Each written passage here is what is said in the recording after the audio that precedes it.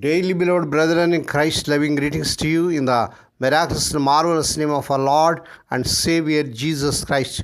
Today, March 9th, 2026, Monday, Holy Trinity Church Ministries presents Daily Manna.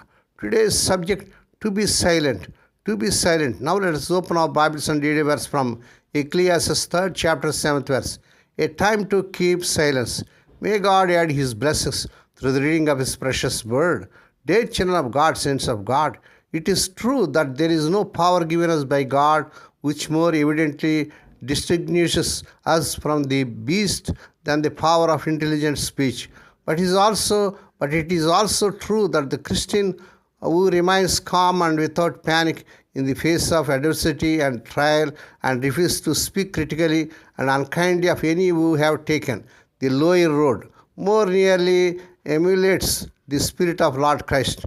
And when he was accused of the chief priests and elders, he answered nothing. Then said Pilate unto him, Hearest thou not how many things they witness against thee? And he answered him to never a word. Matthew 27, chapter 12 to 14 verses. Here is a master example set for Christians of every age.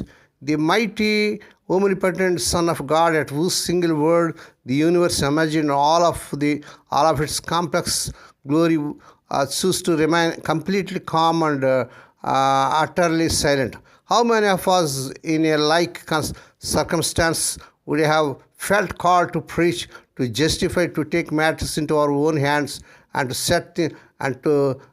set things straight? Was it weakness that prompted Lord Jesus to answer nothing? Was he a coward, fearful of consequences of his actions or speech?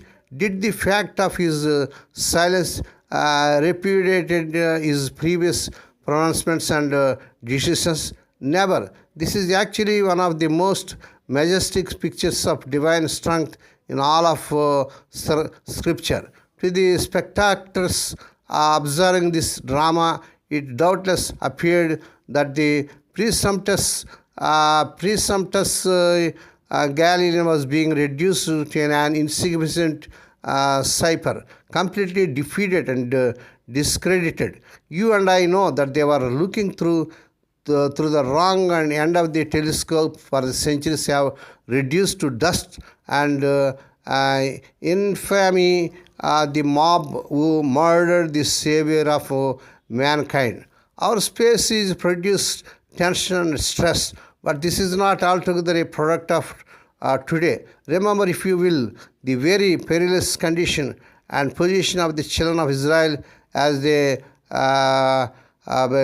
perched precariously on the rim of the Red Sea with Pharaoh's mighty army thundering through, billowing dust cloud in hot pursuit. From a human point of view, they had only two alternatives: be slaughtered in the desert or drowned in the stifling waters of the Red Sea. What did they do? They forgot God and discounted their faith and all that He had gone on before. They murdered and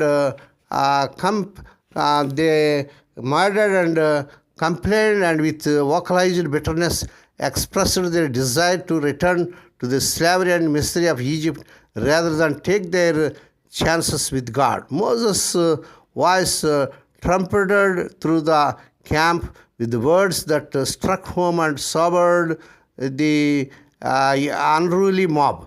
The Lord shall fight for you, and He shall hold your peace. The battles of life are not ours, they are Lord's. We must learn to be quiet and calm. The psalmist said, Be still and know that I am God. Let me no wrong or idle word unthinking say, Set thou a seal upon my lips, just for today. May God bless these few words. Now let us pray, dear Heavenly Father, Holy Father. We thank Thee and praise Thee for this miraculous and marvelous morning Thou hast given us to come to Thee and to meditate upon Thy word. Help us to be silent. Lord, help us to walk worthy according to the word of God. Lord, we pray for those who are celebrating their wedding anniversaries and birthdays today. Lord, bless them and crown them, Lord, with the air of mercy, grace, and gladness. Perform a new thing in their life. Fulfill their heart's desires. Lord, we pray for the sick and suffering, Lord. Let thy healing virtues surge to the bodies, touch them, heal them. We ask the Lord that this week the non-proud youth may be given employment beyond their eligibility. Lord, we pray for their children as they're going out and coming in throughout this day. Deliver them from all dangers and actions. Give them safe journeys. We commit all these things into the mighty hands. We ask thee and give thee thanks in the miraculous and marvelous name of our Lord and Savior Jesus Christ. Amen. May the grace of our Lord Jesus Christ and the love of God and the fellowship of the Holy Spirit be with us all now and evermore. Amen.